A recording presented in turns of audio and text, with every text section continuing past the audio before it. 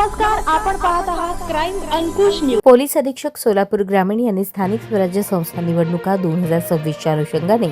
जिल्ह्यात व जिल्ह्यातील सीमावर्ती भागात अवैध धंद्यांवर कारवाई करण्याबाबत स्थानिक गुन्हे शाखेकडील पोलीस निरीक्षक संजय जगताप व त्यांच्या अधिपत्याखालील पोलीस अधिकारी अंमलदार यांना मार्गदर्शन व सूचना दिल्या होत्या। त्यावरून वरिष्ठ पोलीस निरीक्षक संजय जगताप स्थानिक गुन्हे शाखा यांनी स्थानिक गुन्हे शाखेकडील तपास पथकांचे अधिकारी व अंमलदार यांना मार्गदर्शन करून अवैध धंद्यांवर कारवाई करण्याबाबत आदेशित केले होते। वरिष्ठ पोलीस निरीक्षक संजय जगताप स्थानिक गुन्हे शाखा यांच्या मार्गदर्शनाखाली पोलीस हवालदार वीरेश कलशेट्टी, पोलीस शिपाई यश देवकते असे अवैध धंद्यांवर कारवाई करण्याकामी सांगोला पोलीस ठाणे येथे हजर असताना गोपनीय बातमीदारामार्फत बातमी मिळाली की मौजे कोळा, तालुका सांगोला, जिल्हा सोलापूर या गावच्या लगत असलेल्या ओढ्याच्या पात्रातून आबा कोळेकर व एक अज्ञात इसम जेसीबीच्या साहाय्याने वाळू उपसा करून ट्रॅक्टरच्या ट्रॉलीमध्ये भरून चोरून वाहतूक करून विक्री करत असल्याची खात्रीशीर बातमी मिळाल्याने सदर बातमीच्या अनुषंगाने स्थानिक गुन्हे शाखा सोलापूर ग्रामीण तपास पथक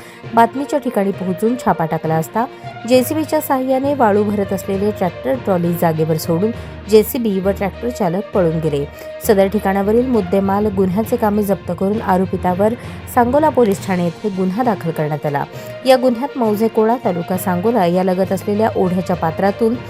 90,000 रुपये किमतीचे जेसीबी इंडिया कंपनीचे एक जेसीबी, 5,50,000 रुपये किमतीचे ट्रॅक्टर ट्रॉली, 7,000 रुपये किमतीचे एक ब्रास वाळू असा एकूण 14,57,000 रुपये किमतीचा मुद्देमाल जप्त करण्यात आला असून पुढील तपास पोलीस हवालदार भरम शेट्टी, सांगोला पोलीस ठाणे हे करत आहेत। ही कामगिरी पोलीस अधीक्षक अतुल कुलकर्णी, अपर पोलीस अधीक्षक प्रीतम यावलकर, वरिष्ठ पोलीस निरीक्षक संजय जगताप, स्थानिक गुन्हे शाखा सोलापूर ग्रामीण यांच्या मार्गदर्शनाखाली स्थानिक गुन्हे शाखा सोलापूर ग्रामीणकडील सहाय्यक पोलीस निरीक्षक विशाल वायकर, पोलीस हवालदार वीरेश कलशेट्टी, पोलीस कॉन्स्टेबल यश देवकते यांनी बजावली आहे। न्यूज चॅनलला लाईक करा, शेअर करा आणि सबस्क्राईब करा।